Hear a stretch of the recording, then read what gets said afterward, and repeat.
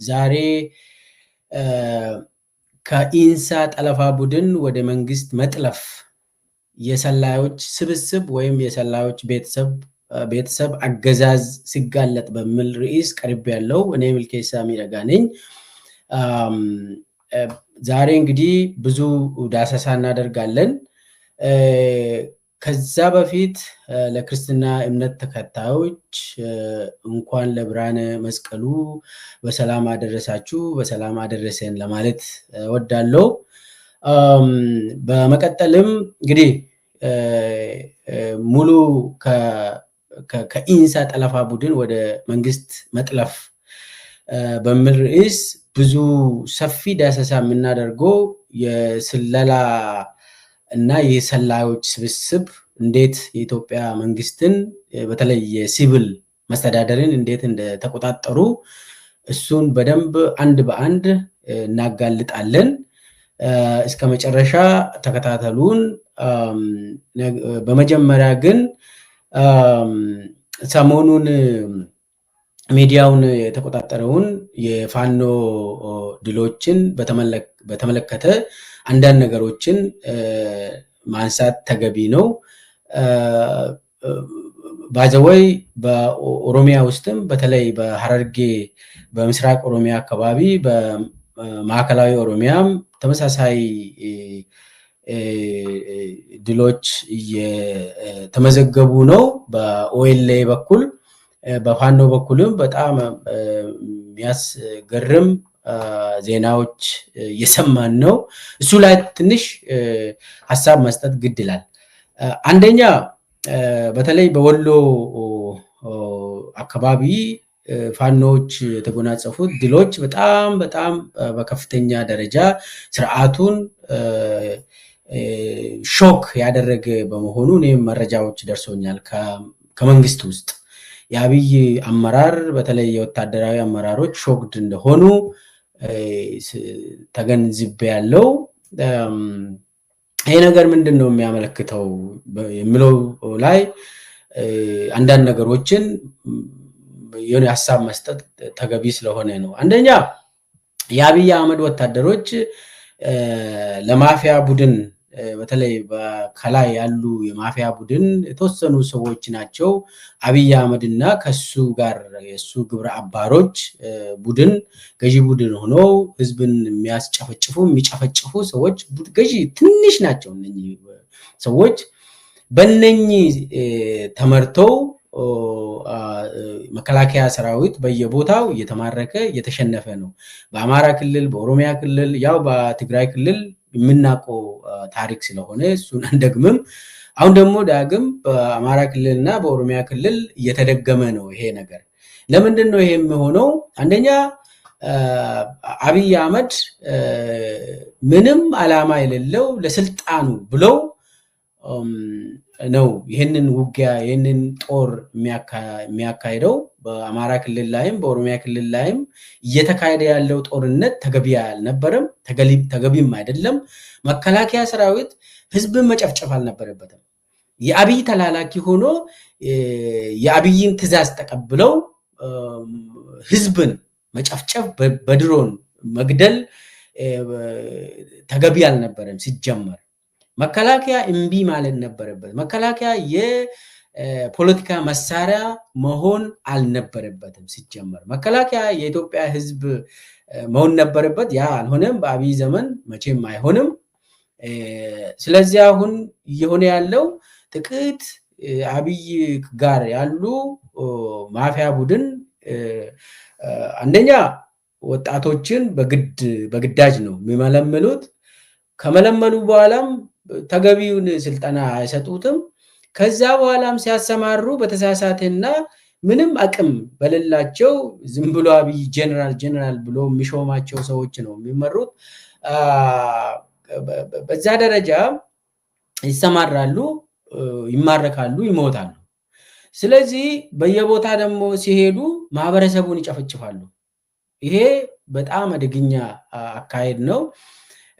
እነኚህ ልጆች የመከላከያ ሰራዊት አባላት በግድ ነው እንግዲህ በግድ ታፍኖ ስልጠና የተወሰነ ቸብቸብ ነገር ለብ ነገር ወስደው ነው የሚሰማሩት። ከዛ በኋላ መማረካቸው አይቀርም፣ መሸነፋቸው አይቀርም።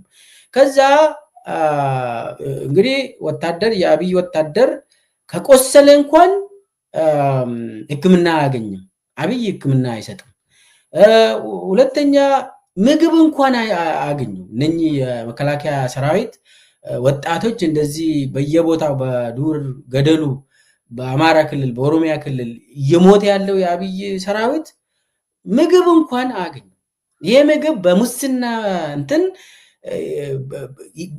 የዕለት ቀን እንትን ይሄ ምግብ እንኳን አያገኙም። የሚያሳዝን ነው። እና ከሞቱ እንኳን ለቤተሰባቸው ምንም አያስረዱም። ይሄ ነው እንግዲህ የመከላከያ ሰራዊት በየጊዜው ይሰለጥናሉ፣ ይሰማራሉ። ነገር ግን የት ገቡ ተብሎ ለቤተሰባቸው ምንም መርዶ እንኳን አይላክም፣ አይነገርም። ስለዚህ አሁን አጠቃላይ ለግለሰብ ለአብይ ተብሎ ለምንድን ነው ማህበረሰቡ የሚያልቀው? ለአብይ ተብሎ ወጣቱ መከላከያ ገብቶ ለምን ያልቃል? ስለዚህ አሁን በየቦታው በአብይ ትዕዛዝ መከላከያ ሰራዊቱ ወራሪ ሆነ። መሆን አልነበረበትም፣ መሆን የለበትም። እነኚህ ወጣቶች ዞሮ ዞሮ ለህዝብ መቆም አለባቸው። ለምን ህዝብን ማሸነፍ አይቻልም? በፍጹም ህዝብ የሚደግፈውን ቡድን ማሸነፍ አይቻልም። ለምሳሌ ኦሮሚያ ውስጥ ኦኤልኤን ለምን አብይ ማሸነፍ አልቻለም? ህዝብ ውስጥ ነው ያለ ኦኤልኤ። አማራ ክልል ውስጥ ፋኖን ማሸነፍ አይደለም የለም፣ እንደዛ ማሰብ ራሱ አይቻልም። ለምን? ፋኖ በህዝቡ ዘንድ ተቀባይነት አለው በአማራ ክልል። ስለዚህ በየቦታው ለምን ቲዲኤፍን ማሸነፍ አልተቻለም? ለምን? ቲዲኤፍ በትግራይ ህዝብ ተቀባይነት ስላለው ነው። በየቦታው ተቀባይነት ያላቸው ቡድኖችና ኃይሎች አሸናፊ ነው የሚሆኑት፣ ያሸንፋሉ። የጊዜ ጉዳይ ነው እንጂ ያሸንፋሉ። አብይ ህዝብን በመጨፍጨፍ ወጣቶችን በግድ በማሰማራት ማሸነፍ አይችልም። አንድ ጦርነት እኮ ዝም ብሎ በጠመንጃ በመተኮስ በድሮም በመጨፍጨፍ አይደለም ማሸነፍ የሚቻለው። በታሪክም ጦርነት ዓላማ አለው። ለምንድን ነው የሚዋጉት? አሁን መከላከያ ሰራዊት ለማን ሲባል ነው? ማህበረሰቡን ለምንድን ነው የሚጨፈጭፉት? የምን ዳር ድንበር ነው እየጠበቁ ያሉት? ስለዚህ አሁን መከላከያ ሰራዊት በየቀበሌው የሄደ ሰውን መግደል አልነበረበትም። አያሸንፍም። ህዝብን ኦሮሚያ ውስጥም አያሸንፍም። አማራ ክልል ውስጥም መከላከያ ሰራዊት በፍጹም አያሸንፍም። ይሸነፋል። የግድ ነው፣ ይሸነፋል፣ ይታወቃል። ይህ እኮ የሚታወቅ ነው። መከላከያ አመራሩ ራሱ ያውቃል። ይህን ህዝብን ማሸነፍ እንደማይቻል ጠንቅቆ ያውቃሉ። ስለዚህ በየቦታው በአብይ ታዘው በትዕዛዝ በግድ ግዳጅ ተቀብሎ በየክልሉ የተሰማሩ የመከላከያ ሰራዊት አባላት ወደ ህዝቡ መቀላቀል አለባቸው። ከህዝብ ጋር መቆም አለባቸው። ይሄ ነው በቃ ምንም የማይቀር ነገር ነው። ወይ ትማረካለህ ወይ ደግሞ በሰላም በጀግንነት ከወንድሞች ጋር ተቀላቅለ ለህዝብ ትቆማለህ። ከህዝብ ጋር መሞትም ከመጣ ከህዝብ ጋር ነው የምትሞተው። ዛሬ ህዝብን እየጨፈጨፍክ ነገ ትጠየቃለህ። ነገ መጠየቅ ይመጣል፣ ትማረካለህ። አብይ ይጠፋል። እሱ እንትኑን ጠብቆ ይጠፋል። ቀሪው ግን ከህዝብ ጋር የሚኖረው ይሄ ካድሬውና እግረኛ ታች ያለው የመከላከያ ሰራዊት አመራሩ ከህዝብ ጋር ይቆያል። ስለዚህ መከላከያ ሰራዊት ዛሬ ተንቆ በየቦታው የሚሰደብ በአብይ ይሰደባል። በህዝብ እንግዲህ ከህዝብ ጋር አጣልቷል አብይ እና መከላከያ ሰራዊት ዛሬ የህዝብ ጠላት እንዲሆን አድርጓል አብይ። ነገ ዕጣ ፈንታ ምንድን ነው? መከላከያ ሰራዊት ምንድን ነው? ማሰብ አሁን ነው፣ ከአሁን ሆኖ ማሰብ ነው። ስለዚህ ያለ አማራጭ በአብይ ተገደ ህዝብ ላይ መተኮስ ሳይሆን ከህዝብ ጋር መቆም እና አብይን እምቢ ማለት ጦርነት ይብቃን፣ ከዚህ በኋላ ህዝብን አንገልም ብለ አብይን ሂድ ብለ አብይ እንዲሄድ ማድረግ ነው እንጂ ማታሸንፈውን ጦርነት ምንም ዋጋ የለው። አታሸንፍም። መቼም ህዝብ አይሸነፍም። የትም ሀገር የፈለገ ኒውክለር ብትታጠቅ ህዝብን አታሸንፍም። ህዝብ ያሸንፋል። የትም ዓለም ትልቁ የዓለማችን ጦር ያለው ትልቁ በየቦታ ይሸነፋል። ጊዜ ጉዳይ ነው እንጂ ህዝብ ያሸንፋል። ምንም ህዝብ ተሸንፎ የቆየበት ምድር የለም። ይሄ የታወቀ ነው። መከላከያ ሰራዊትም ያውቃል።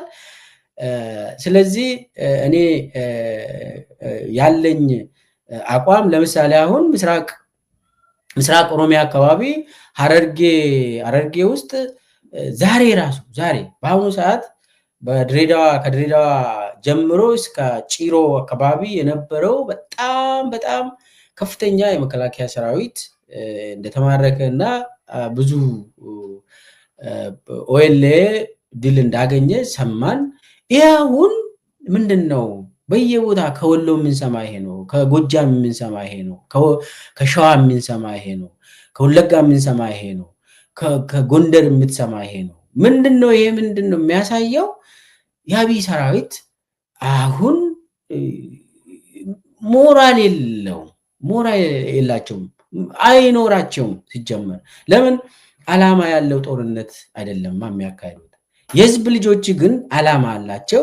የህዝብን መብት ለማስከበር ስለሚታገሉ እነሱ ያሸንፋሉ። ጦር በዓላማ ነው የሚታሸንፈው። ዓላማ የሌለው የአምባገነን ጦር ይሸነፋል መቼም። ስለዚህ ጊዜው አሁን ነው ከህዝብ ጋር መቆም የሚል መልእክት አለኝ። እንግዲህ ቀጥታ ወደ ዛሬ ይዤላችሁ የቀረብኩትን ልሂድና እሱም ምን ይላል? ከኢንሳ ጠለፋ ቡድን ወደ መንግስት መጥለፍ የሰላዮች ቤተሰብ አገዛዝ ሲጋለጥ ይላል። ይህንን ርዕስ በሶስት ቦታ ከፍዬ ነው የሚያቀርብላችሁ። የመጀመሪያው ክፍል የሚሆነው የኢንሳ ጠለፋ ቡድን እነማን ነበሩ? ዛሬስ የሀገሪቱ ቁልፍ ቦታዎችን የያዙ ፈላጭ ቆራጭ የሆኑ ሰዎች እነማን ናቸው? ከዚህም በፊት የኢንሳ ጠለፋ ቡድን የሆኑ ዛሬ ደግሞ በተለይ የመንግስት በተለይ የሲቪል አስተዳደር ቁልፍ የሆኑ ሰዎች እነማን ናቸው የምለውን ነው ማቀርብላችሁ። አብዛኛው ጊዜ የአብይ አገዛዝ ስንል ቶሎ ወደ መከላከያ ሰራዊትና ወደ ጸጥታ ነው የምንሄደው። ብልጽግናና ያው የፓርቲ መዋቅርና የመከላከያ የጸጥታ ላይ ነው የምናተኩረው። ነገር ግን ሌላው ትኩረት ያላገኘ ቦታ አለ።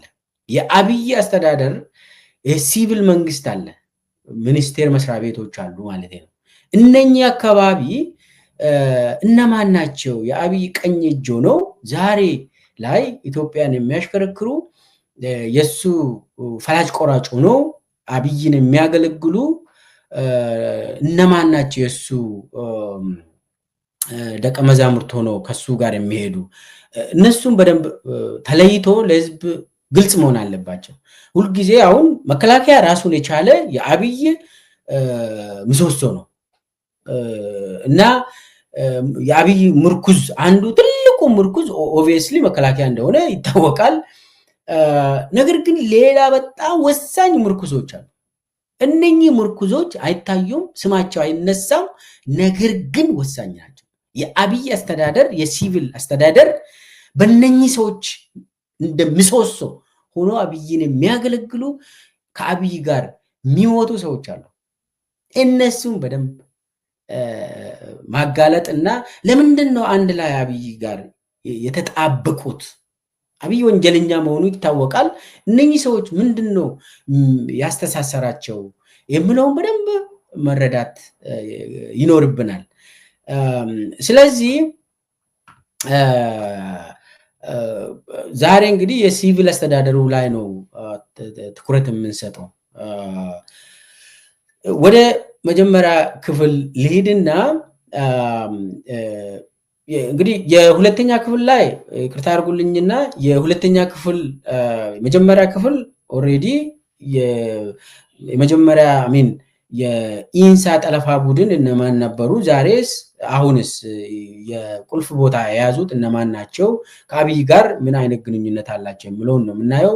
በክፍል 2 ውስጥ ደግሞ የኢንሳ ሰላይ ሆኖ የስለላ እና የጠለፋ ባክግራውንድ ከሌላቸውስ እና እንዴት ነው አብይ የሚሾማቸው የሚለውን ክራይቴሪያዎቹንና ሰዎቹ እነማን ናቸው የሚለውን እናወራለን። መጨረሻ ላይ የአብይ ሹመት በተለይ ደግሞ በጸጥታ ዘርፍስ ምንድነው ክራይቴሪያው? አብይ በጸጥታ ዘርፉ ላይ ሰዎችን ሲሾም መከላከያን ጭምር ማለት ነው ሲሾም ምንድነው መስፈርቱ የሚለውን እናወራለን እና መጨረሻ ላይ መደምደማ ያለ። ወደ መጀመሪያ ክፍል እንሂድ። የመጀመሪያ ክፍልና ወሳኙ ክፍል የኢንሳ ጠለፋ ቡድን እነማን ነበሩ የሚለውን በደንብ እናውራ። የኢንሳ ጠለፋ ቡድን የነበሩ እንግዲህ ኢንሳ ጠለፋ ቡድን ሆኖ ኢንሳ ከተመሰረተ በኋላ እንግዲህ በተለይ ጀነራል ተክለ ብርሃን ወልደ አረጋይ ነው ኢንሳ ዳይሬክተር ሆኖ ሲያገለግል የነበረው። በሱ ስር የሆነች የጠለፋ ቡድን ነበረች።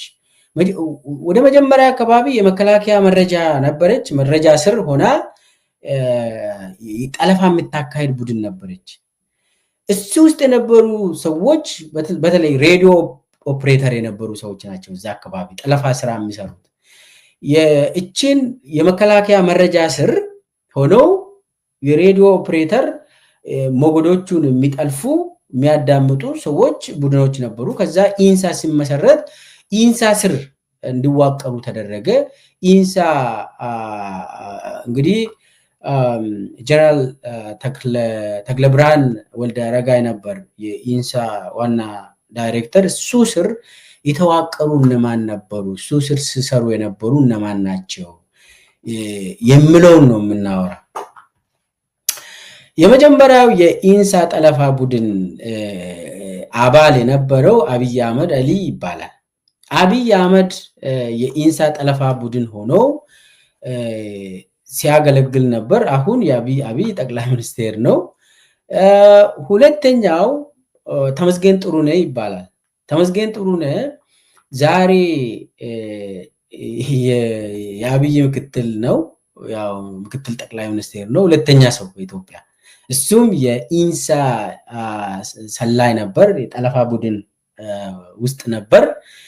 ቁልፍ ቦታ ነው እንግዲህ ዛሬ ጠቅላይ ሚኒስቴር፣ ምክትል ጠቅላይ ሚኒስቴር አንድ ቦታ የመጡ ሰዎች።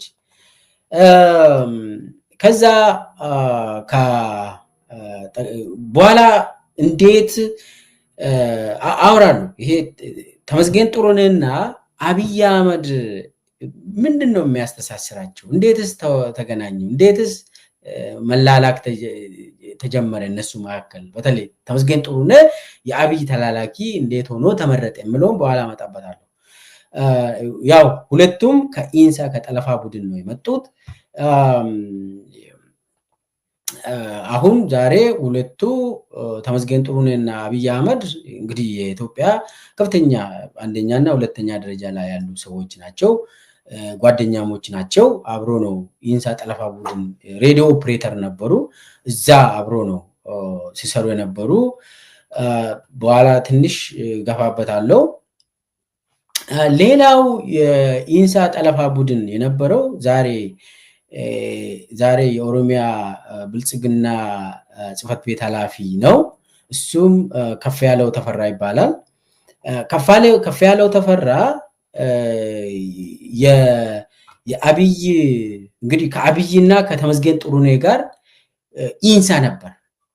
ኢንሳ ነበር ስላችሁ አብይ ወደ ስልጣን ሳይመጣ በፊት አብይ ወደ ቴክኖሎጂ ሳይንስና ቴክኖሎጂ ሚኒስቴር ሳይሄድ በፊት ኢንሳ ውስጥ የሆነች የጠለፋ ቡድን ነበረች እና እቺን ጠለፋ ቡድን ውስጥ የነበሩ ሰዎች ናቸው ዛሬ ኢትዮጵያ ላይ ሲቪል አስተዳደሩን የተቆጣጠሩት። እና የአብይ የጠለፋ ቡድን ከአብይ ጋር የጠለፋ ቡድን ውስጥ የነበረው አንዱ ከፍያለው ተፈራ ይባላል። ከፍያለው ተፈራ አሁን የኦሮሚያ ብልጽግና ጽህፈት ቤት ኃላፊ ነው። እንግዲህ ኢንሳ ውስጥ በነበሩበት ጊዜ አብሮ ነው የጠለፋ ቡድን አብሮ የሆኑት። ከዛ እንግዲህ አብይ ቀጥታ ወደ ስልጣን እንደመጣ ከፍያለው ተፈራን የኦሮሚያ ፖሊስ ኮሚሽነር አደረገ። ከዛ በኋላ ደግሞ የኢንሳ ምክትል አድርጎ ሾመ። ከዛ በኋላ የኦሮሚያ ጸጥታ እና አስተዳደር ኃላፊ ሆኖ አድርጎ ሾመ። አሁን የኦሮሚያ ብልጽግና ዋና ኃላፊ ነው ከፍያለው ተፈራ። እንግዲህ ከፍያለውና አብይ ያቺ በኢንሳ ስር በነበሩበት ጊዜ እንግዲህ ኢንሳ እንግዲህ በኢህአዴግ ጊዜ በህዋት በጣም ዶሚናንት በነበረበት ጊዜ ያቺ ኢንሳ ስር የጠለፋ ቡድን ውስጥ አብሮ ለኢህአዴግ ሲሰሩ ነበር፣ ለህዋት ሲሰሩ ነበር እነኚህ ሰዎች እና አብሮ ነው ሲሰልሉ የነበረው፣ አብሮ ነው የሚጠልፉት፣ ዜጎችን ነው የሚጠልፉት። ባይዘው ይሄ ጠለፋ የሚባለው የሬዲዮ ኦፕሬተር ያው ስልኮችን ይጠልፋሉ፣ ዜጎች ምንድነው እየተነጋገሩ ያሉት ብሎ ያቺ ጠለፋ ቡድን ውስጥ ነበሩ። ወንጀል ነው እንግዲህ ያው መጥለፍም ወንጀል ነው። ሌላ ሀገር እኮ አንተ የምታወራ የምትነጋገረውን መጥለፍ አይቻልም፣ ፕራይቬሲ የሚባል አለ። በኢትዮጵያ ግን በኢህአዴግ ጊዜ ምንም እንዲህ አይነት ስራ መብት የለህም። አሁን ደግሞ በአብይ ዘመን ደግሞ መኖር መብትም የለህም። በስልክ ተጠልፎ ምናምን እሱ ሌላ ነው፣ እሱ ላግዠሪ ነው፣ ቅንጦት ነው። ዛሬ የመኖር መብትም ስለሌለ ጠለፋው ከባድ ነው የሚሆነው። ስለዚህ ከፍያለው ተፈራ ከአብይ ጋር ከጅምሩ መጥለፍ የጀመረ የጠለፋ ቡድን ውስጥ ነበር ለማለት ነው። ከአብይ ጋር ብዙ ሰርተዋል። ከሱ ቀጥለው የአሁኑ የኢንሳ ዳይሬክተር የሆነችው ትዕግስት ሐሚድ ትባላለች። እሷም የኢንሳ ጠለፋ ቡድን ነበረች። እዛ ከአብይ ጋር ኢንሳ ውስጥ ያቺ የጠለፋ ቡድን ውስጥ ነበረች። አሁን የኢንሳ ዋና ዳይሬክተር ነች። ትዕግስት ሐሚድ ትባላለች። እንግዲህ እሷ አይ ቲንክ ከ2022 ጀምሮ እስካሁን የኢንሳ ዋና ዳይሬክተር ነች። እሷ ከእንትን ማነው ሹመቴ ግዛው ከኢንሳ ወደ ሌላ ቦታ ከተመደበ በኋላ እሷ ነች የተረከበችው። ኢንሳ ማለት እንግዲህ የኢትዮጵያ ውስጥ የቴክኖሎጂ ስለላ የተለያዩ በተለይ ኢንፎርሜሽን እና ኮሚኒኬሽን ዘርፍ የሚሰልል አካል ነው። ስለዚህ ዋናው የስለላ መዋቅር የኢንሳ ነው፣ ኢንሳ ላይ ነው። እሷ ትዕግስት ሐሚድ ዛሬ መጀመሪያም ኢንሳ ውስጥ ነበረች፣ አሁን ደግሞ የኢንሳ ዋና ዳይሬክተር ነች። ትዕግስት ሐሚድ ትባላለች። እንግዲህ ዋናው ኢንሳ ማለት የመንግስት የፌዴራል መንግስት ቀኝ እጅ ነው። ሁሉን ኢትዮጵያውያንን የሚያዳምጥ የስልክ ልውጦችን መሴጆችን የሚጠልፍ አሁን በቃ ሁሉንም ነገር መጥለፍ በቃ ሁሉንም ነገር እንትን ማድረግ መንግስት ማለት ወደ ዛሬ ጠላፊ መንግስት ነው ያለ እና እሱን ትመራለች ትዕግስት ሐሚድ። ቀድሞም ኢንሳ ውስጥ ነበረች። ሌላው ደግሞ ሲሳይ ቶላ ይባላል። ሲሳይ ቶላ አሁን የብሔራዊ ደህንነት ምክትል ዳይሬክተር ነው። ያው የብሔራዊ ደህንነት ዋና ዳይሬክተር ሬድዋን ሁሴን እንደሆነ ታውቃላችሁ።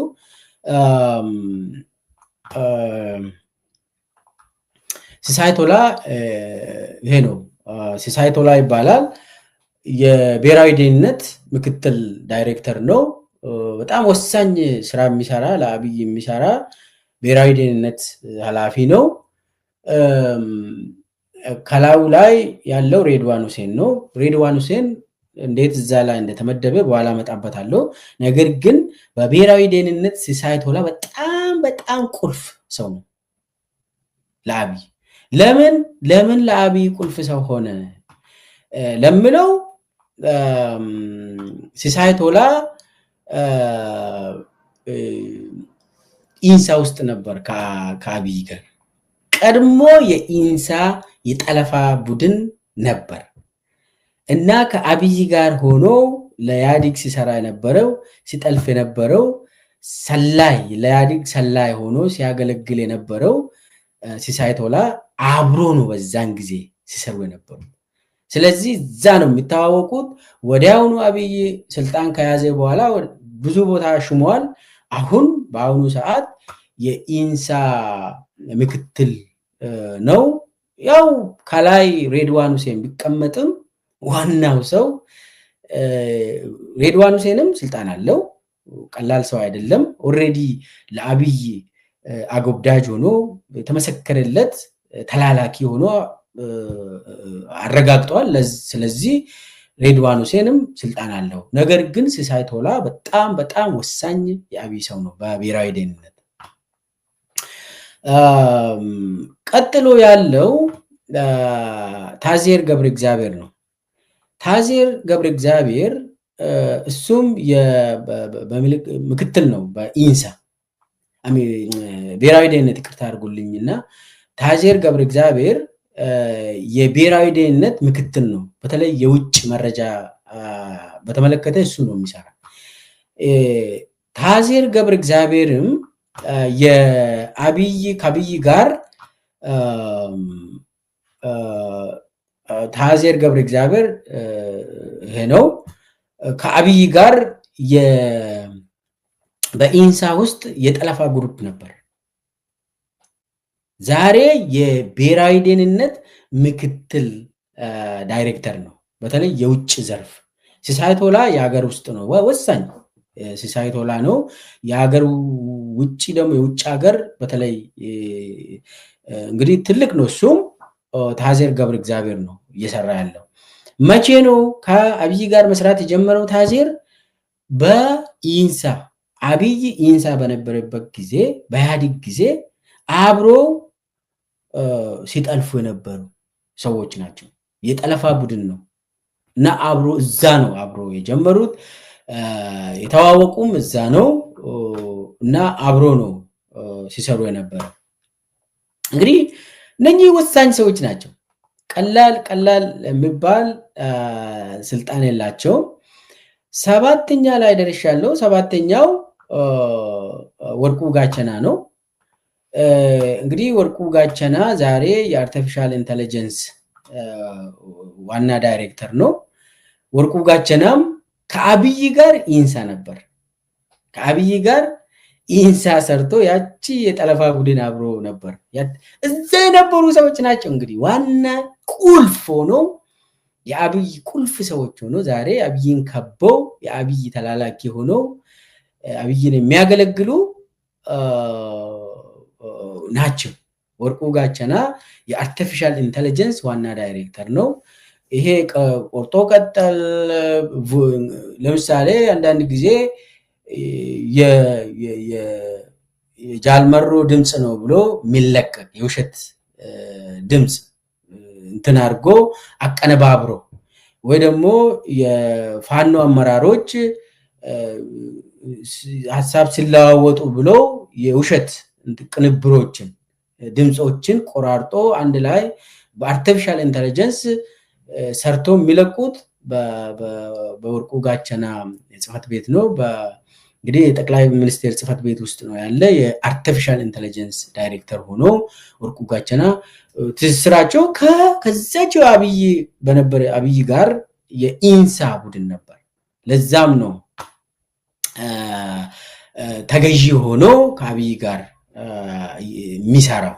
እዛ ስለተለማመዱ አብሮ ስለሚታወቁ አብሮ ሲጠልፉ እንደነበር አብሮ ኢትዮጵያውያንን ሲያንገላቱ ስለነበር በኢህአዴግ ጊዜ ከዛ በኋላም ስለተዋወቁ ዛሬ እንግዲህ ወርቁ ጋቸና ምክትል ኢንሳም ሆኖ ተሹሟል በአብይ። አሁን ሙሉ በሙሉ የአርቲፊሻል ኢንተለጀንስ ስራ እየሰራ ነው ወርቁ ጋቸና። እንግዲህ ስምንተኛው አብርሃም በላይ ነው። አብርሃም በላይ ዛሬ የውሃና መስኖና የኤሌክትሪክ ሚኒስቴር ነው። የኤሌክትሪሲቲ ሚኒስቴር አንድ ላይ ሰሞኑን ራሱ ከአብይ ጋር ራሽያ ሄዶ የኒውክሊየር ምናምን ፕሮፓጋንዳ ስራ ይሰራል አብርሃም በላይ። እንግዲህ አብርሃም በላይ የአብይ ቀኝ እጅ ነው፣ ሌላው ሰው ነው፣ ወሳኝ ሰው ነው የምንለው ከአብይ ጋር መስራት የጀመረው ዛሬ አይደለም አብርሃም በላይ። ስለዚህ በተለይ ደግሞ አብርሃም በላይ ከኢንሳ ሳይሆን ሌላ ያው አብርሃም በላይም ከአብይ ጋር የስለላ ስራ ነው የሰራ። በተለይ አብይ የሳይንስና ቴክኖሎጂ ሚኒስቴር ሆኖ ከተሾመ በኋላ አብርሃም በላይን መልምለው በራሱ ስር አደራጅቶ ያው የስለላ ስራ ነው። ቴክኖሎጂ በስመ ቴክኖሎጂ ይሁን እንጂ አብሮ ነው የሚሰልሉት። ያው አብይ ስር ሰርቶ አብይ ሳይንስና ቴክኖሎጂ ሚኒስቴር በሆነበት ጊዜ የሱ ስር ሰርቶ ተላላኪ ሆኖ በጣም ስላስመሰከረ እንግዲህ አብርሃም በላይ ከአብይ ጋር እንዲቀጥል ተደረገ።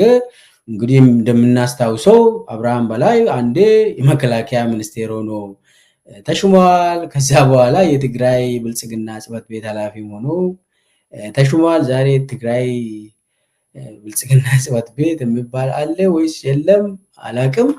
ብቻ ግን የሚያስቅ አዲስ አበባ ላይ ከፈቱ። አሁን ጌታቸው ረዳ ይሁን እሱ ይሁን የሚመራው አይታወቅም። ኤኒዌይዝ አብርሃም በላይ የአብይ ጋር አብሮ ስለሰራ በተለይ በቴክኖሎጂ ጊዜ የስለላ ጉዳይ ላይ አብሮ ስለሰሩ እሱም ቀጠለ። ዛሬ የኤሌክትሪክን በተመለከተ ውሃን በተመለከተ መስኖን በተመለከተ እሱ ነው የሚያደራጀው አብይ። ሌላው ሹመቴ ግዘው ነው። ሹመቴ ግዘው እሱም በጣም የአብይ ቀኝ እጅ ነው። ሹመቴ ግዘው ይሄ ነው እንግዲህ ሹመቴ ግዘው ማለት ልክ አብይ ጠቅላይ ሚኒስቴር ሆኖ ከዛ በፊት ሹመቴ ግዘው ከአብይ ጋር አብይ ሳይንስና ቴክኖሎጂ በነበረበት ጊዜ አብይ ስር ሰርቶ አብይ ስር ሆኖ ሰርቷል። ስለላ ላይ በተለይ ቴክኖሎጂ በተመለከተ ስለላ ላይ ሰርቷል የሱ ቡድን ሆኖ። ስለዚህ ሹመቴ ግዘው አብይ ጠቅላይ ሚኒስቴር ሳይሆን በፊት ነው ከአብይ ጋር መስራት የጀመረው። ስለዚህ ቀደም ሲል አብይ ቴክኖሎጂ ሚኒስቴር በነበረበት ጊዜ አብሮ ስለሰሩ አብይ ጠቅላይ ሚኒስቴር ሲሆን ወዲያውኑ ወስዶ ትንሽ ከቆየ በኋላ ቺፍ ኦፍ ስታፍ አደረገው። የጠቅላይ ሚኒስቴር ጽህፈት ቤት ቺፍ ኦፍ ስታፍ ሆነ። እስከ ቅርብ እስከ 2022 ደግሞ አይ ቲንክ የኢንሳ ዳይሬክተር ሆኖ ነው ሲያገለግል የነበረው። ኢንሳ ዳይሬክተር ሆኖ የአብይ የመጀመሪያ የኢንሳ ዳይሬክተር ተመስገን ጥሩነህ ነው። ተመስገን ጥሩነህ የአማራ ክልል ፕሬዝዳንት ሆኖ ሲሾም በሹመቴ ግዛው ነው የተተካ። ስለዚህ ኢንሳ ዋና ዳይሬክተር ነበር እስከ 2022። ከዛ በኋላ ደግሞ ሹመቴ ግዛው አሁን እንትን አንድ ታይድ የሚባል እሱም የስለላ ቲም ነው ኦርጋናይዜሽን ፎር ሳውት ኮኦፕሬሽን የሚባል እዛ አንደር ሴክሬታሪ ሆኖ ያገለገለ ነው። ያው እዛም የቴክኖሎጂ ስራ ነው የሚሰራው የስለላ ስራ ነው የሚሰራ። ይሄ ኦርጋናይዜሽን ፎር ሳውት ኮኦፕሬሽን የሚባለው ዓለም አቀፍ እንትን ነው ድርጅት ነው። እዛ ሆኖ ቴክኖሎጂ ላይ የስለላ ስራዎችን ነው የሚሰራ ለአብይ ሹመቴ ግዛው። ስለዚህ ሹመቴ ግዛውና የአብይና የሹመቴ ግዛው ግንኙነትም ያው አብይ ወደ ስልጣን ሳይመጣ በፊት ቴክኖሎጂ ሚኒስቴር በነበረበት ጊዜ ከአብይ ስር ሆኖ ለአብይ ታማኝ ሆኖ ታማኝነቱን ያስመሰከረ ግለሰብ ስለሆነ ሰላይ ሆኖ መስራት እንደሚችል ያረጋገጠ ሰው ነው ሹመቴ ግዛው። ሌላው ዮዳሄ አርያ ስላሴ ነው። ዮዳሄ አርያ ስላሴ የሃና አርያ ስላሴ ወንድም ነው። ሃና አርያ ስላሴ ዛሬ የኢትዮጵያ የፍትህ ሚኒስቴር ነች ሃና። ዮዳሄ ደግሞ ዛሬ የብሔራዊ የኢንሳ ምክትል ዳይሬክተር ነው። የኢንሳ ምክትል ዳይሬክተር ነው ዮዳሄ አርያ ስላሴ።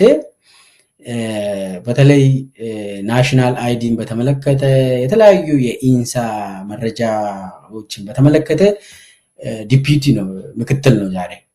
እሱ ደግሞ አብይ ወደ ስልጣን ሳይመጣ በፊት የቴክኖሎጂ አብይ ሳይንስና ቴክኖሎጂ በነበረበት ጊዜም እንትን አድርጓል። በኋላ ጠቅላይ ሚኒስቴር ጽህፈት ቤትም መድቦ ገምግሞ ከሱ ጋር ከአብይ ጋር መስራቱን ካረጋገጠ በኋላ ነው መጀመሪያ ሳይንስና ቴክኖሎጂ ሚኒስትሪ ኦፍ ኢኖቬሽን ኤንድ ቴክኖሎጂ የሚባል ተመደበ። በኋላ የአብይ ጽህፈት ቤት ተመደበ። እንትኑ ከተረጋገጠ በኋላ ሎያሊቲው በጣም አጎብዳጅ ሆኖ ማገልገል አብይም ማገልገል እንደሚችል ከተረጋገጠ በኋላ የኢንሳ ምክትል ዳይሬክተር ሆኖ ተመደበ ማለት ነው። እንግዲህ አሁን የስለላ ሰዎች ነው። አሁንም እንግዲህ 10ኛ ላይ ደርሻለሁ። 11 ሰንዶከን ደበበ ይባላል። ሰንዶከን ደበበ እሱም አሁን ቺፍ ኦፍ ስታፍ ነው የአብይ እንትን ቤተመንግስት ማለት የጠቅላይ ሚኒስቴሩ ጽህፈት ቤት ቺፍ ኦፍ ስታፍ ነው ሰንዶከን ደበበ። ሁልጊዜ ታገኙታላችሁ እሱን። ፎቶውን አልያዝኩም። በአሁኑ ሰዓት የአብይ የጠቅላይ ሚኒስቴር ጽህፈት ቤት ቺፍ ኦፍ ስታፍ ማን ነው ብላችሁ ፎቶውን ማየት ትችላላችሁ። እንግዲህ አብይ ጀርባ አታጡም፣ ይሮጣል፣ ለአብይ ይላላካል። አሁን ባለፈው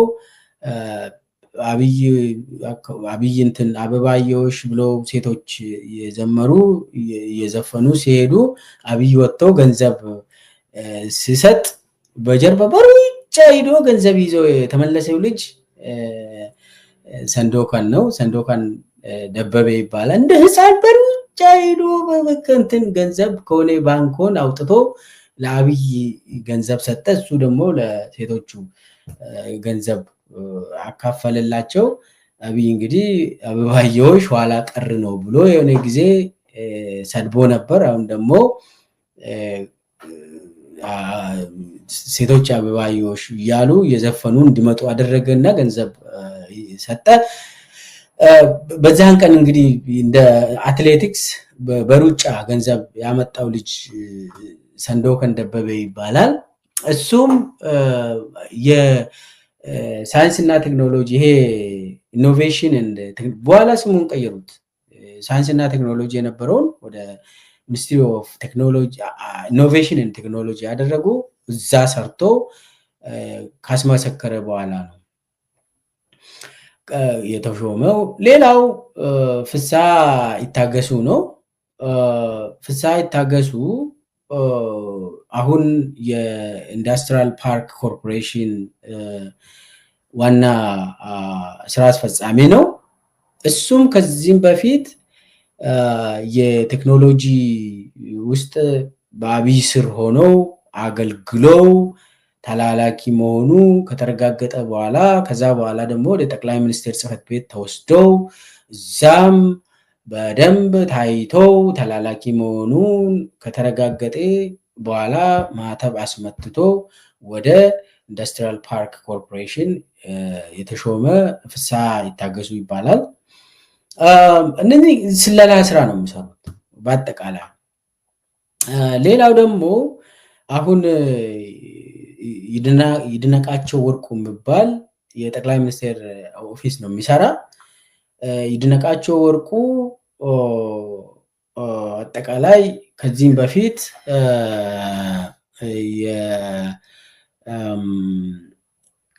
ኢንሳ ውስጥ ነበር። ከዛ ከኢንሳም ቀጥሎ ሚኒስትሪ ኦፍ ቴክኖሎጂ ገባ። አብይ ስር ሆኖ በጣም ለአብይ ተላላኪ ሆኖ በደንብ ካስመሰከረ በኋላ አሁን ጠቅላይ ሚኒስቴር ጽሕፈት ቤት ነው የሚሰራ። እንግዲህ አብይ ስር ሆኖ ወሳኝ ስራ የሚሰሩ ሰዎች ከአብይ ጋር ወይ በቴክኖሎጂ ወይ ኢንሳ ውስጥ ሆነው ከአብይ ጋር የስለላ ስራ የሰሩ ሰዎች ናቸው ቦታ የያዙት። የሲቪል መንግስትን የተቆጣጠሩት ቁልፍ ቦታዎችን የተቆጣጠሩ ሰዎች ከአብይ ጋር የሰሩ ሰዎች ከዚህም በፊት ከአብይ ጋር ሰርቶ በተለይ የስለላ ስራ ከአብይ ጋር የሰሩ ናቸው እነኚህ ሰዎች። አንድ ሰው ደግሞ ስሙ ራሱ ማንሳት አይጠበቅብኝም መሰለኝ፣ ግን ያው አንድ ተላላኪ አለ የአብይ ዛሬ የአብይ ሚዲያ ሰራዊት ሆኖ የሚያገለግል መሐመድ ሐሰን የሚባል አለ። እሱም የቴክኖሎጂ ሚኒስቴር ሆኖ አብይ ስር አገልግለው ታማኝ ሆኖ እንዳውም ለአብይ አንድ መጽሐፍ ጻፈ። የአብይ ባዮግራፊ ብለው ሰውየው የሚል መጽሐፍ የጻፈው መሐመድ ሐሰን ይባላል። አብይን እንደው በቃ ምንድነው በቃ ስሙን ከፍ አድርጎ ሰውየው የሚለውን መጽሐፍ ጻፈለት። ከዛ በኋላ ያው አብይም ከዛም በፊትም የአብይ ተላላኪ ሆኖ በቴክኖሎጂ ሚኒስቴር ስር ሰላይ ሆኖ ስላገለገለ የዋልታ ሚዲያ ዋልታ ስራ አስፈጻሚ ሆኖ እንዲሾም አደረገ፣ ሾመ። ከዋልታ ደግሞ አሁን የራሱ ሚዲያ ከፍቶ አብይ ትልቅ ገንዘብ ሰጥቶት የራሱ ሚዲያ አለው። መሐመድ ሐሰን ይባላል። እና ሁልጊዜ አብይ በቃ አብይን በቃ መልአክ አርጎ የሚያቀርብ ግለሰብ ነው።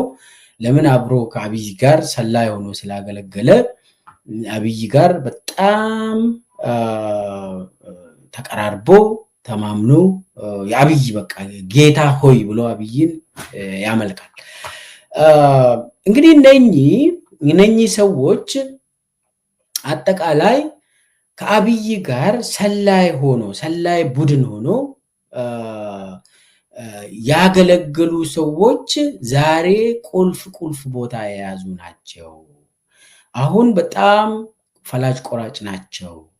የኢንሳ ጠለፋ ቡድን ሆኖ ያገለገሉ ወይ ደግሞ ቴክኖሎጂ ውስጥ ተመሳሳይ ስራ ለአብይ የሰሩ እነኚህ ናቸው። ወሳኝ የሲቪል ስራ እየሰሩ ያሉት በጣም የሚያሳዝን ስራ ነው። እንግዲህ ይሄ ከአብይ ጋር በሆነ ዘመን አብሮ ሰርቶ ታማኝ ሆኖ ያስመሰከሩ ሰዎች ናቸው። ኢንሳ የጠለፋ ቡድን ሆኖ አሁን መንግስትን ጠለፉ። እነኚህ ናቸው በጣም ቁንጮ የሆኑ የሲቪል አስተዳደርን የያዙ እነኚህ ናቸው። ኦኬ የኢንሳ ጠለፋ ባክግራውንድስ ከሌላቸው ምንድን ነው የሚሆነው? እንዴትስ ነው የስለላ ባክግራውንድ የሌላቸው ሰዎች የጠለፋ ባክግራውንድ የሌላቸው ሰዎች እንዴት ነው የሚሾሙት ወደምለው ወደ ሁለተኛ ክፍል ሳልሸጋገር በፊት በተለይ የተመስገን ጥሩነህና የአብይ አህመድ ግንኙነት ምንድነው ከየት መጣ የሚለውን ትንሽ ላውራ። ተመስገን ወታደር ሆኖ አየር ኃይል ውስጥ ነበር። 50 አለቃም ነበር። ከዛ በኋላ መከላከያ ውስጥ በወታደራዊ መረጃ ስር ወደ ነበረችው የጠለፋ ግሩፕ ገባ። ከዛ በኋላ ደግሞ ኢንሳ ሲመሰረት ይሄ ስራ ወደ ኢንሳ እንዲሄድና የኢንሳ ስር እንዲደራጅ ተደረገ። ይሄ የጠለፋ ግሩፕ ማለት ነው። ኢንሳ ስር ሲደራጅ በቀድሞ የኢንሳ ዳይሬክተር ተክለብርሃን ጀነራል ተክለብርሃን ወልደአረጋይ ስር ሲደራጅ ተመስገን ጥሩነህ ከአብይ ጋር አብሮ ወደ ኢንሳ ገቡ። አብሮ ወደ ኢንሳ እንደገቡ እቺ የጠለፋ ግሩፕ ውስጥ አብሮ ሲገቡ ተመስገን ጥሩነህም አብይ አህመድም እዛ ኢንሳ ያሉ ትምህርት ጀመሩ። የት ነው የሚማሩት? ማይክሮሊንክ ይሄ ቤሲክ የሆነ ቤሲክ ኮምፒውተር ስኪል ለመማር ማይክሮሊንክ ኮሌጅ ሲገቡ አብሮ ቁጭ ብሎ እቺን ቤዚክ የኮምፒውተር ስኪሎችን መማር ጀመሩ። እንግዲህ በደንብ እዛ ነው በደንብ የተዋወቁት።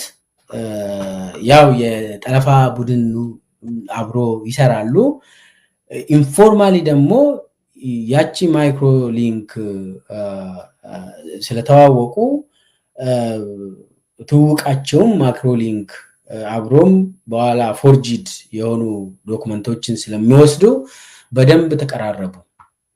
በተለይ በማይክሮሊንክ ውስጥ አብሮ የተማሩ አብይና ተመስገን ብቻ አይደሉም።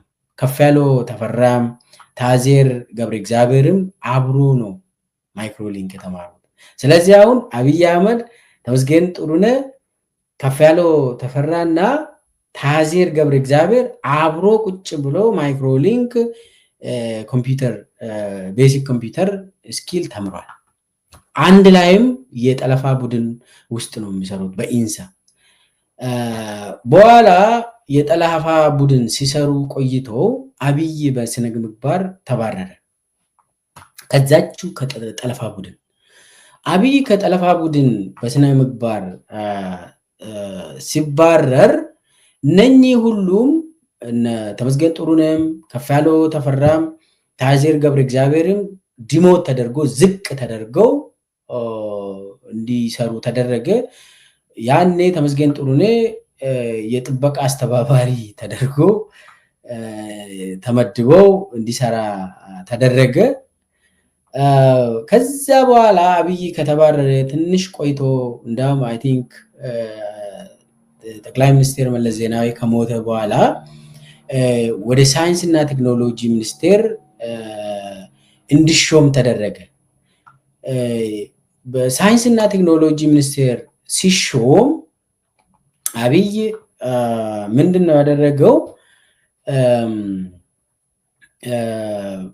ተመስገን ጥሩነህን ከዛችው ከጥበቃ አስተባባሪነት ተላቆ ተመስገን ጥሩነህ በአማራ ክልል ፖሊስ ኮሚሽን ሆኖ እንዲመደብ ከደመቀ መኮንን ጋር ተግባቡ። ይህንን ስራ የሰራለት አብይ ነው። አብይ አህመድ ለደመቀ መኮንን ተናግሮ እባክህ ተመስገን ጥሩነህ የሚባል ጓደኛዬ በጣም ታታሪ ነው ምናምን አብረን ነው ማይክሮሊንክ እንትን ያደረግነው ጠለፋ ግሩፕ ውስጥ ነበርን፣ ፖሊስ ኮሚሽን ሆኖ አማራ ክልል ላይ እንዲመደብ አድርግልኝ ስል ደመቀ መኮንን በአዴንን በበላይነት የሚመራው እሱ ስለሆነ አማራ ክልል ላይ እንዲሾም ተደረገ ተመስገን ጥሩነህ። በማን ሬኮሜንዴሽን? በአብይ አህመድ ሬኮሜንዴሽን። ስለዚህ ከዛ ጀምሮ የተመስገን ጥሩነህ እና የአብይ ወዳጅነት ጨመረ። ከዛ ልክ አብይ አህመድ ጠቅላይ ሚኒስቴር ሆኖ ሲሾም መጀመሪያ ላይ የጀነራል ተክለ ብርሃን ወልደ አረጋይ ቦታ ማለት የኢንሳ ዳይሬክተር አድርጎ የሾመው ተመስገን ነው። ተመስገን ጥሩነህ በቀጥታ መጥቶ የኢንሳ ዋና ዳይሬክተር ሆኖ ከአብይ ጋር ሹመት አገኘ። በዛም የአብይ ደህንነት አማካሪ ሆኖ ተሾመ። ልብ በሉ፣ አብይ ጠቅላይ ሚኒስቴር ሆኖ ቤተመንግስት ሲገባ ተመስገን ጥሩነህ ከአማራ ክልል አምጥቶ ቶሎ በሩጫ የኢንሳ ዳይሬክተር አድርጎ ሾመው። ከዛ በኋላ እንግዲህ ተመስገን ጥሩነህ ከኢንሳ ዳይሬክተርነት ተነስቶ የአማራ ክልል ፕሬዚዳንት የሆነው ከዶክተር አምባቸው መኮንን ግድያ በኋላ ነው። አብይ አህመድና ተመስገን ጥሩነህ በጣም በተንኮል በሴራ ዶክተር አምባቸው መኮንንን ካስገደሉ በኋላ ማን ነው የዶክተር አምባቸው ቦታን በፍጥነት የተረከበው? ተመስገን ጥሩነህ ነው። አብይ ተመስገን ጥሩነህን አማራ ላይ መደበ። አማራ ሙሉ በሙሉ የተሰበረበት በተለይ በክልል ደረጃ የተሰበረበት ቀን ዶክተር አምባቸውን ሲገሉ ሲያስገድሉ በተንኮል በሸር። እዚህ ውስጥ ደግሞ ዋናው ጠላፊ ቡድን ሆኖ አብይና ተመስገን ጥሩነህ ከዚህም በፊትም ተናግሬያለሁ። ዶክተር አምባቸው እንዴት እንደተገደለ አብይ እንዴት እንዳስገደለ ተናግሬያለሁ ከዚህም በፊት። እንግዲህ ዶክተር አምባቸው ከገደለ በኋላ አብይ እንበል ካስገደለ በኋላ ማንን ነው የሾመው? የራሱ ቀኝ እጅ የሆነው ተመስገን ጥሩነህ ዛሬ ምክትል ጠቅላይ ሚኒስትር የሆነው አማራ ክልል ላይ መደበ። ስለዚህ አማራ ክልልን ሙሉ በሙሉ ተቆጣጠረ ማለት ነው አብይ።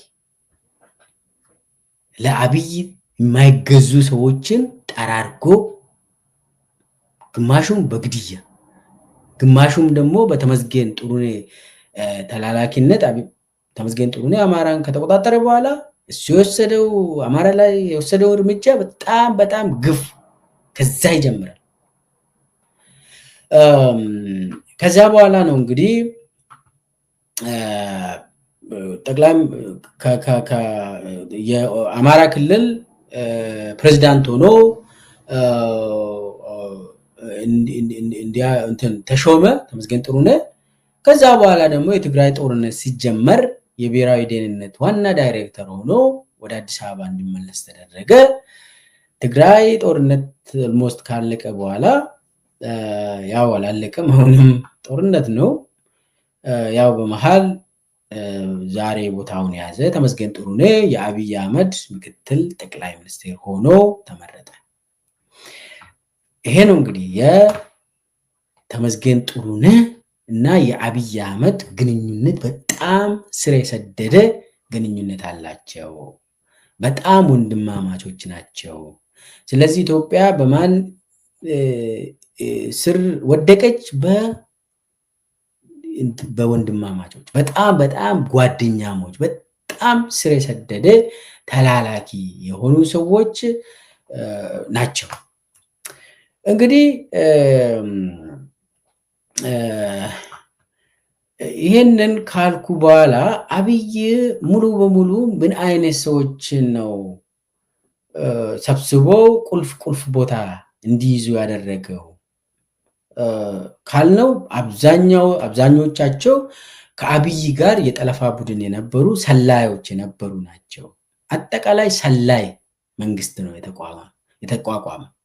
አብይ ሰላይ፣ ተመስገን ጥሩነህ ሰላይ፣ አብይ የጠለፋ ቡድን፣ ተመስገን ጥሩነህ የጠለፋ ቡድን፣ ሁሉም ከታች ያሉም ከአብይ ጋር የሚሰሩ የጠለፋ ቡድን የነበሩ ሰላዮች ናቸው።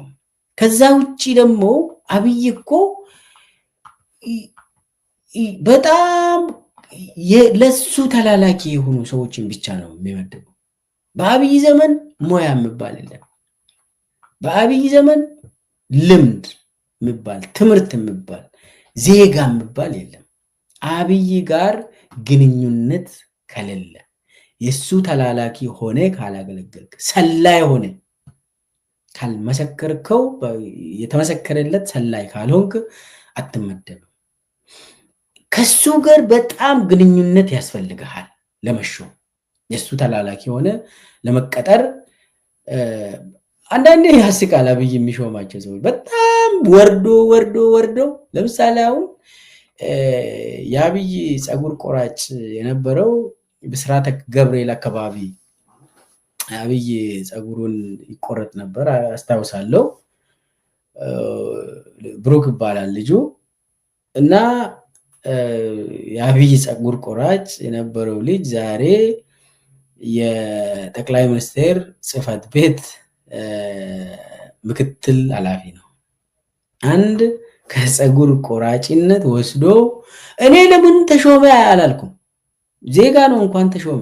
ነገር ግን የአብይ ፀጉር ቆራጭ መሆን አለብህ ለቦታው ለመወዳደር። እንዲህ አይነት ስርዓት ነው ያጋጠመን ለማለት ነው። በአብይ ጊዜ የሳይንስና ቴክኖሎጂ አትክልተኛ የነበረው ልጅ ዛሬ የሪፐብሊካን ጋርድ አመራር ነው። አንድ አትክልተኛ ለምን አደገ አላልኩም፣ ማደግ አለበት። ሰው ማደግ አለበት። በአግባቡ ተወዳድሮ ትምህርት ወስዶ ትምህርት ቤት ገብቶ ከተማረ በኋላ እድገት ማግኘት አለበት። ነገር ግን ለአብይ ተላላኪ ስለሆነ ለአብይ ከአብይ ጋር ስለሰራ ወይ ደግሞ ሰላይ ሆኖ ከአብይ ጋር የተወሰነ ጊዜ ስለሰራ ዝም ብሎ ትልቅ እንትን ተሰጥቶት አገር የአብይ ፒኤልሲ ሆነች። ይህንን ለማሳየት ነው እንግዲህ የመጀመሪያውን ክፍል ዛሬ ኢትዮጵያን የተቆጣጠሩ በተለይ የሲቪል መንግስትን የተቆጣጠሩ የሰላይ ቡድን የጠለፋ ቡድን የነበሩ ሰዎች ናቸው። በጣም ቤተሰብ የሆኑ ቡድኖች ናቸው ብለናል።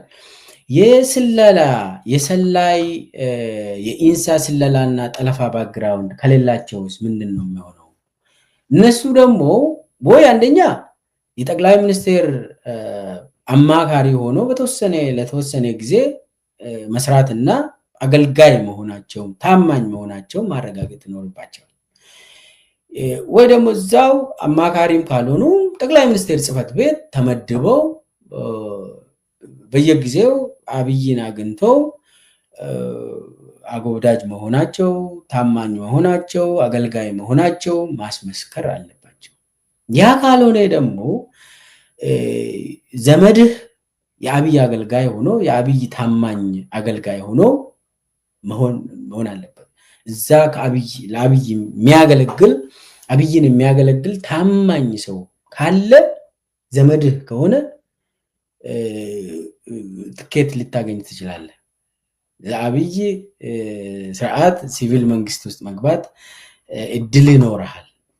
ስለዚህ ወይ እዛ ቤተ መንግስት ገብተህ ለተወሰነ ለ6 ወር ወይ ለ1 ዓመት አገልግለህ ተጠንተህ ሁሉም ባክግራውንድ ቼክ ተደርጎ አንተ ደግሞ ተላላኪ መሆንን ደንበኛ ተላላኪ ታማኝ መሆንን ካስመሰከርክ በኋላ ትሾማለህ። ስለዚህ አብይ መጀመሪያ የስለላ የኢንሳ ስለላና ጠለፋ ባክግራውንድ ካለ ከአብይ ጋር ሰርተ ማለት ነው አንተ ገቢ ነህ። ካልሆነ ደግሞ ቤተ መንግስት ተመድበ ከአብይ ጋር ተወሰነ 6 ወር 1 ዓመት አገልግለ ታማኝ መሆንን ማስመስከር አለብህ።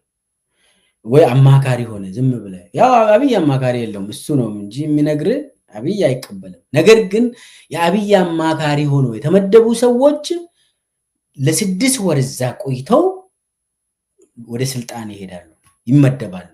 ለምሳሌ አሁን ጌታቸው ረዳ አሁን አማካሪ ነው አይደለ? ከተወሰነ አሁን 6 ወር ከሞላ በኋላ ትንሽ አጎብዳጅ ሆኖ ታዛዥ ሆኖ እንትን ካሳየ አሁን እያሳየ ነው፣ እያየን ነው። በየመድረኩ አብይ ሆይ አንተ እግዚአብሔር ነህ 1000 ዓመት ንገስ ማለት እያለ ነው። ስለዚህ ጌታቸው ረዳ የመመደቡ እንትኑ ከፍ እያለ ነው፣ እያስመሰከረ ነው። ስለዚህ አንደኛ የኢንሳ ስለላና ጠረፋ ባክግራውንድ ከሌለ አንዱ የጠቅላይ ሚኒስትሩ አማካሪ ሆነ ለተወሰነ ጊዜ ማገልገል ወደ ቤተ መንግስት ገብተ ተመድበ የቤተ መንግስቱ ጽሕፈት ቤት ውስጥ የሆነ ነገር ሰርተ እዛ ስትሰራ ቆይተ መታየት አለብህ፣ ማረጋገጥ አለብህ ታማኝነትህን። ያ ካልሆነ ደግሞ ዘመዶች እዛ የሚሰሩ ከሆኑ ከአብይ ጋር የሚሰሩ ሰዎች ከሆኑ ዋስትና ይሰጣሉ፣ ትመደባለህ። እነኚህ እነማን ናቸው? የኢንሳ ስለላና ጠለፋ ባክግራውንድ ቴክኖሎጂ ጠለፋ ባክግራውንድ የሌላቸው ሰዎች እነማን ናቸው ለምለው፣ አንደኛ ሽመልስ አብዲሳ።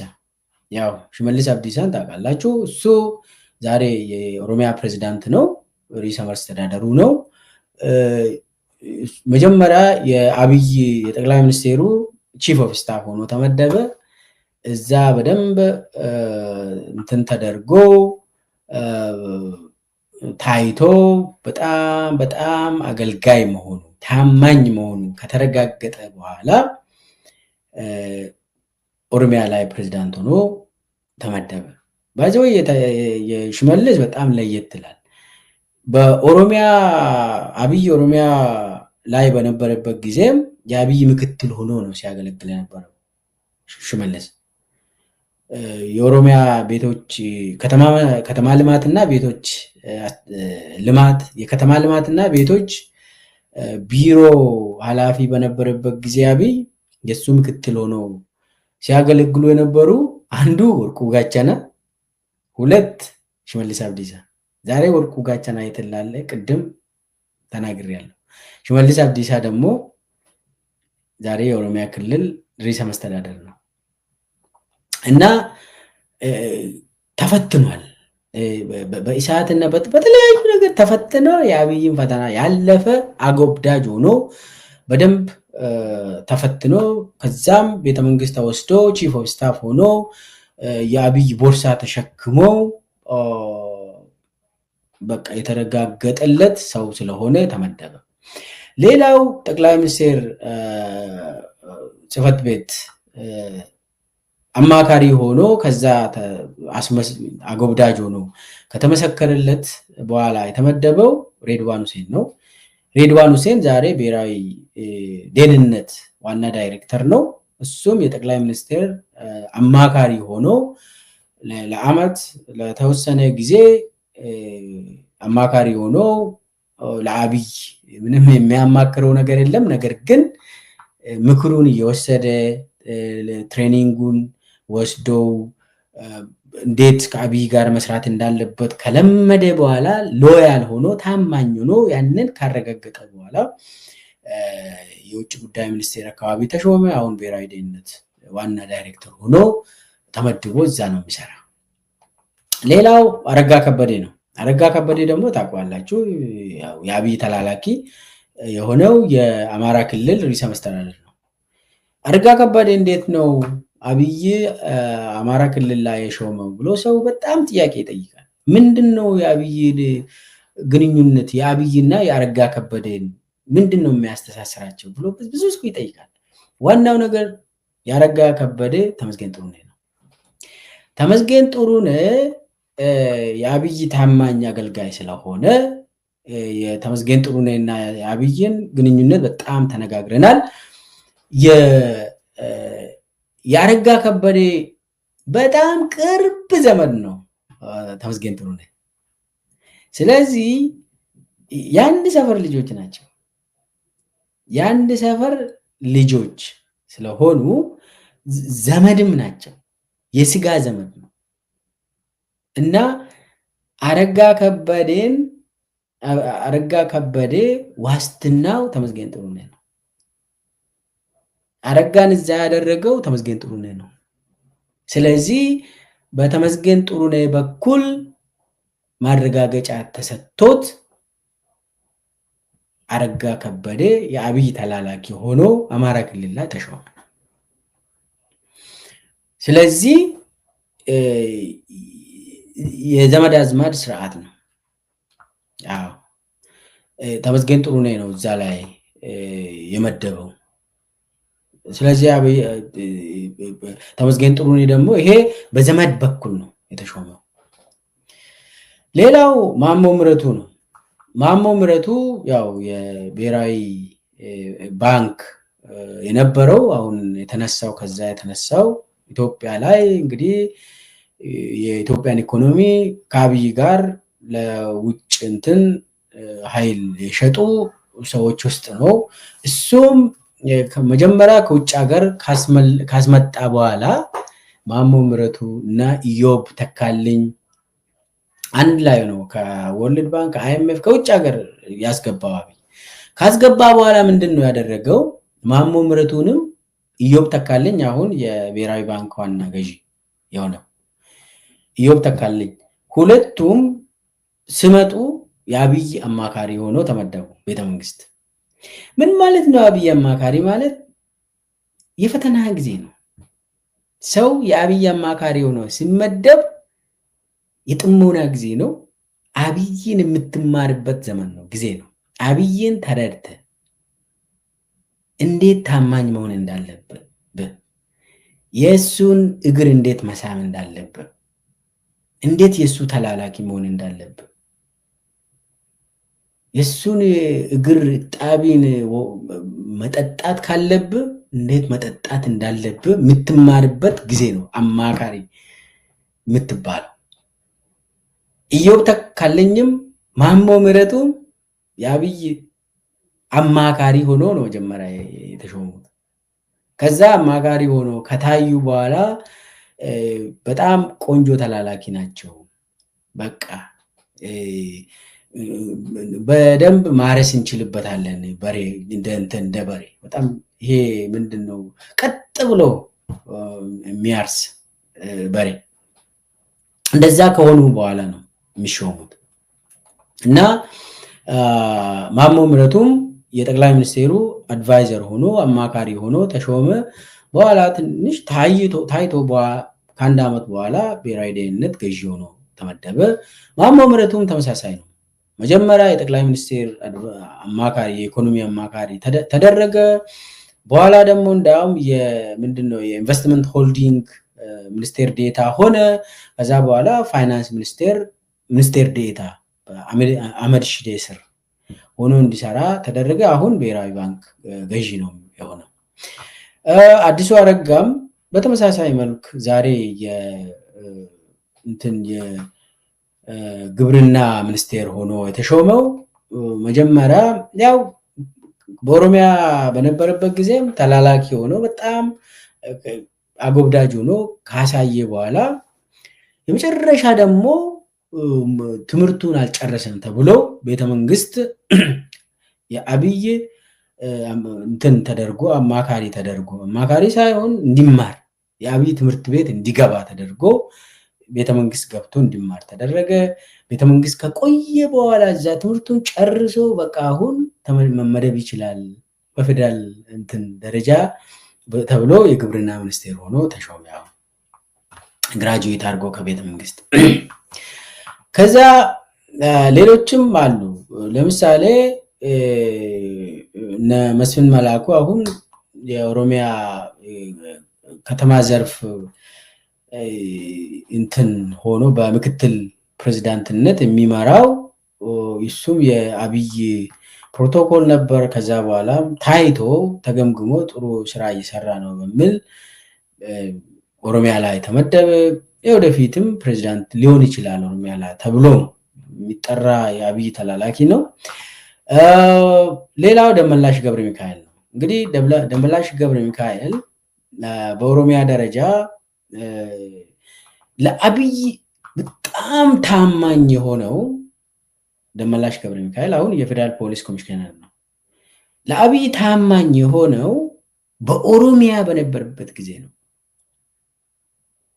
በኦሮሚያ ክልል በነበረበት ጊዜ ኦሮሚያ ጸጥታ ዘርፍ ኃላፊ ነበር። በዛን ጊዜ አባ ቶርቤ የሚባል ወደ ደምቢዶሎ አካባቢ የሚንቀሳቀስ አመራሮችን የሚገል አባ ቶርቤ የሚባል ነበር እና እነኚህን አባ ቶርቤዎችን ለማስቆምና እንደው የመንግስት አባ ቶርቤ ያስፈልጋል ብሎ የመንግስትን አባ ቶርቤ ያቋቋመ ደመላሽ ገብረ ሚካኤል ነው። ይሄ የመንግስት አባ ቶርቤ የመንግስትን አመራር ይገልና ሸኔኑ የገደለ ብሎ ሪፖርት ያወጣል። በዚህ ምክንያት ኦሮሞ ውስጥ በጣም መጠራጠር እንዲመጣ ለምሳሌ ከአርሲ ተወላጆች የኦሮሚያ አመራር የሆኑ ወለጋ ሄዶ እንዲሞቱ ይደረጋል። ከዛ በኋላ ማን ነው የሚገለው? የመንግስት አባ ቶርቤ ነው የሚገለው። ያ አሁን የመንግስት ሸኔ የሚባለው ማለት ነው። ከዛ በኋላ ወለጋዎች አርሲን ገደሉ ተብሎ ዜና ይሰራል። ዋናው እንትን ጥርጣሬ ህዝቡ መካከል እንዲገባ ለማድረግ አብይ ይህንን ሲሰራ የነበረው በደመላሽ በኩል ነው። ስለዚህ ደመላሽ ገብረ ሚካኤል የአብይ ታዛዥ ሆኖ በጣም ተላላኪ ሆኖ አመኔታን ያገኘው የመንግስት አባ ቶርቤን እና በኋላም የመንግስት ሸኔን ያደራጀ ሰው ስለሆነ አሁን የመንግስት ሸኔ አማራ ተወላጆችን ጨፍጭፎ ሸኔ ነው ጨፈጨፈ ይባላል። ኦኤልኤ ነው ጨፈጨፈ ይላሉ። እነኚህ ሸኔ የመንግስት ሸኔ የሚባለው ደመላሽ የሚያስታጥቀው አሁንም ደመላሽ ነው። በነገራችን ላይ ደመላሽ እና አራርሳ መርዳሳ፣ ከፋለው ተፈራ እና ሽመልስ ናቸው የመንግስትን ሸኔ የሚመሩት እና ደመላሽ ገብረ ሚካኤል በጣም ተሰሚነት ያገኘው እቺን የመንግስት ሸኔ የመንግስት አባ ቶርቤን ስላቋቋመ ከዛ በኋላ ምንም ጥርጥር የለም ከአብይ ጋር ይሰራል ተብሎ ተወሰደ። ከዛ በኋላ በብሔራዊ ደህንነት ምክትል ሆነ። ከዛም ብሔራዊ ደህንነት ዋና ስራ አስኪያጅ ሆነ። ከዛ በኋላ ፌደራል ፖሊስን በግሉ ያዘ ደመላሽ ገብረ ሚካኤል። ሌላው አሁን የኢትዮጵያ ኢንቨስትመንት ሆልዲንግ ዋና ስራ አስኪያጅ እንግዲህ ይሄ የኢትዮጵያ ኢንቨስትመንት ሆልዲንግ የመንግስት የልማት ድርጅቶች ወደ 40 የሚሆኑ የልማት ድርጅቶች በጣም ቢሊዮነር የሆነ እንትን ነው እና ይሄ ስራ አስኪያጁ ብሩክ ታዬ ይባላል። እሱም የአብይ ጽህፈት ቤት ያው ጠቅላይ ሚኒስቴር ጽህፈት ቤት ሆኖ በደንብ እዛ ተፈትነው ካለፈ በኋላ ነው ወደ ኢትዮጵያ ኢንቨስትመንት ሆልዲንግ ዋና ስራ አስኪያጅ ሆኖ የተመደበው። ሌላው እንግዲህ ሃና አርያ ስላሴ እና ጌዲዮን ጢሞቴዎስ ናቸው። ያው ባልና ሚስት ናቸው። ሃና እንግዲህ ሃና የፍትህ ሚኒስቴር ነች። አሁን ከሱ በፊት የፍትህ ሚኒስቴር የነበረው ባሏ ነው ጌዲዮን ጢሞቴዎስ። ስልጣኑን ከጌዲዮን ጢሞቴዎስ ነው የወሰደችው ከባሏ እና ሃና አሁን የኢትዮጵያ ፍትህ ሚኒስቴር ነች። የፌደራል መንግስት የፍትህ ሚኒስቴር ነች እሷ። ከሷ በፊት የነበረው ደግሞ የኢትዮጵያ ፍትህ ሚኒስቴር እንግዲህ አጠቃላይ የፌደራሉ መንግስት ፍትህ ሚኒስቴር የነበረው ጌዲዮን ጢሞቴዎስ ነው። አሁን ጌዲዮን ጢሞቴዎስ የውጭ ጉዳይ ሚኒስቴር ነው። እንግዲህ ባልና ሚስት ናቸው። ይሄ ነገር እንዴት ነው የሆነው? ባልና ሚስት እንዴት አንዱ የውጭ ጉዳይ ሚኒስቴር አንዱ ደግሞ ፍትህ ሚኒስቴር እንዴት ሆነ? አንዱ ስልጣን ርክክብ ሲያካሂዱ የቤተሰብ ርክክብ ነው ያደረጉት አለው።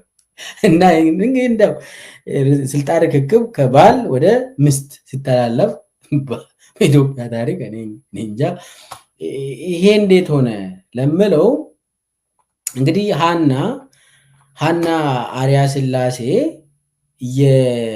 የዮዳሄ አርያ ስላሴ እህት ነች።